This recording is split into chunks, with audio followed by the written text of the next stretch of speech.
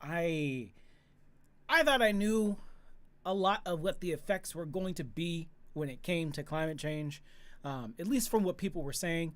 But there were some things that I learned this week that I had no clue about, and I'm pretty sure they're going to be shocking to you. My name is LaShawn. Thank you for joining me on my show. The way that we do everything is wrong.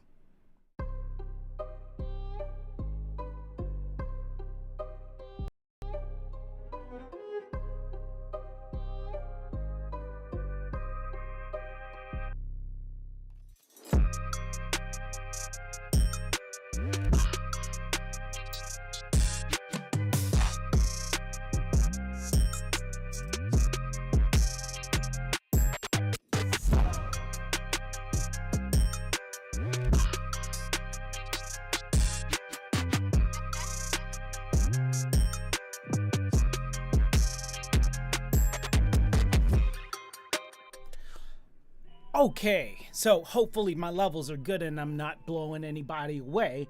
But yeah, so we're talking about climate on this one. I don't understand why people are not more concerned with what's happening, because I think part of the complacency comes with the fact that there are many out there that think that if we just do the right things, we're going to undo all of the things that have happened up until this point. And while that is true for some things, that is certainly not true for all things. The world that we knew, the one that we grew up in, is gone. It's gone forever. We can't get that exact world back. I mean, clearly from this title, you know exactly where I'm going. So go ahead, check this out. This is from NPR. West. About 100 public schools in Philadelphia will close early today and tomorrow because of extreme heat. Temperatures will rise above 90 degrees there, and the schools that close lack proper cooling systems. Brooke Lord says her son's school has some air conditioning, but it's not enough. SWB audio capture, not registered.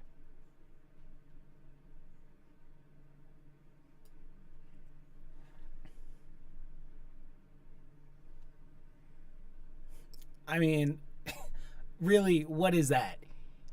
40% of all of the schools nationwide need to update their ventilation system for over half of the school. That's ridiculous. That's below. I mean, the bar is so low when it comes to education. And I don't blame the hardworking teachers out there. I blame, well, I'll say that for another episode. But getting back to climate, could you even imagine stuff like this happening? I mean, I know that, some of us, I know me when I was in elementary school, and I don't think middle school, but especially elementary school, I definitely had classrooms that were really hot. Like those trailers out in the summer. You're trying to do your math. Impossible. You break your pencil and everything. Got to go up there and sharpen it. That's how old I am. But yeah, no, the urgency is just not there. It's not like there's a scientist like back in the day sitting in front of Congress, in the 90s, warning about what's going to happen if we don't stop our bad behavior. That is bad enough, but it's happening right now. It's happening as we speak. It's been happening for years. Years. We're just now seeing it in larger, more visible ways. And that's kind of what people need. They need the large, visible things to shake them awake, right? Because if it's just talk, if it's just words on paper, if it's just scientific study for some people, if it's not right in front of them affecting their everyday life, then, it doesn't exist. By the way, watch the movie Don't Look Up. It's great. SWB audio capture, not registered. This stuff, it's Looney Tunes. It's Looney Tunes. I think I turned off the music. But things are going to get much worse. And then a lot of the damage that we've already caused is already done. Like, we can't go backsies on it. We haven't even felt the full effects of this stuff yet. So check this out. This is Startalk. with Neil deGrasse Tyson and check out what Mr. Tyson has to say. Dr. Tyson. Dr. Tyson. I speak with biologists almost daily because they're my colleagues at the American Museum of Natural History. There's a wave of extinction that we are causing from all of our conduct and all of our behavior, and with the climate change, the balance of insects and other creatures that depended on very specific ecological niches of where they were. As that climate changes, it becomes hostile to them. It can render them extinct. So one of the things that's irreversible is extinction. Okay. One of the things that's irreversible is extinction. For a lot of things, we just can never go back. And I know a lot of you out there are like, oh yeah, duh, I already know that animals can go extinct. Yes, animals can go extinct, but there's more to it. All right, so this next person that was on the show is Kate Marvel, PhD. Let's listen to see what Dr. Marvel had to say. But the thing about drought is that even if rainfall does not decrease, even if it remains the same, we are still going to see increased drought risk in many regions. And that's because warm air is thirsty air. It's driving evaporation away from the surface. So even if you're getting the exact same amount of rainfall, if that's all getting slurped out of your soil moisture very, very quickly by the warmer atmosphere, that's going to be a problem. SWB audio capture. And so then it doesn't go to your water table. Then it doesn't go to your water table. It doesn't go to plants. Oh my gosh. I hadn't thought about that. We have evidence that what's going on in southwestern North America is actually the worst drought on record ever. So going back for thousands of years. Wow. And I just wanted to add that in addition to drought, areas that are warm where water should freeze, the water will not freeze. And that way, the snowpacks don't melt to sustain water levels. So that also leads to more drought. Mm-hmm. Yeah. So that's something that I never thought about. Thirsty air. I have to be afraid of thirsty air. I mean, but it makes perfect sense. If rain falls, like she said, even if you get the same amount of rain on the same spot that it's always been, and people will be like, well, nothing's changing over here. If that rain doesn't have the opportunity to absorb into the soil and get down to the water table, that's going to have an effect on a lot of different things. There's a lot of water underground that we use. And if all of that dries up, communities are going to be struggling. And quite frankly, that can just happen with a shift of a few degrees. Fahrenheit, American. Sorry. But yeah, just a few degrees more than it normally is. It's going to prevent the water from actually, God, I got to tell you, that is some hazardous stuff. It can cause people to just not be able to live in an entire area.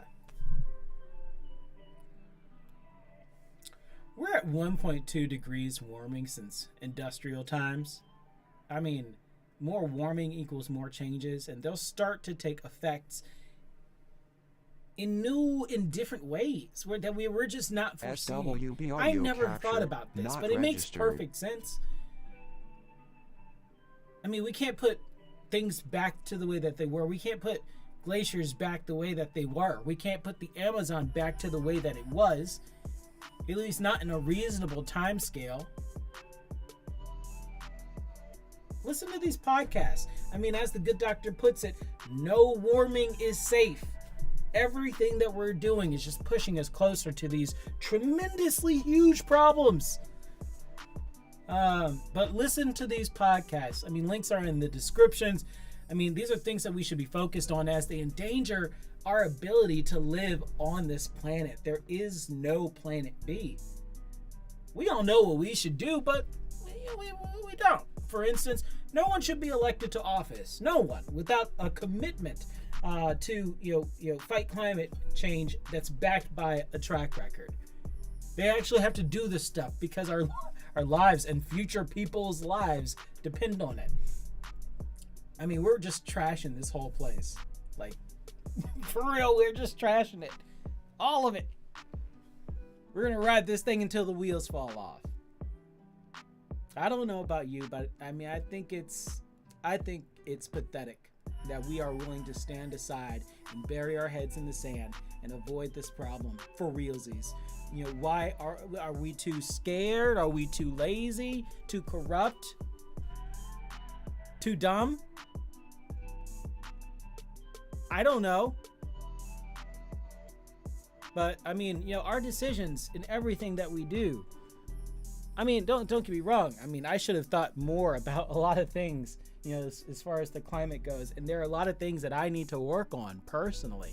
And our decisions, large and small, you know, from the products that we buy to the people that we support politically, you know, what one individual does, yes, is just one very, very small piece of the pie.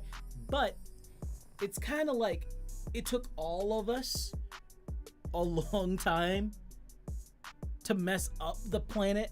So it's going to take all of us a long time to heal the planet.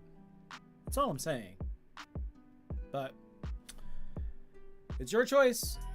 Time's a ticking. But yeah, I just figured that those were some awesome things that I learned. I learned a bunch more, but you know, got to listen to the podcast. That's just what you got to do. It's just a taste. It's helping me discuss what I'm trying to tell you. But that's it for now. I have links, so check that out. But what do you think? Leave your opinion in the comments. I would certainly appreciate that.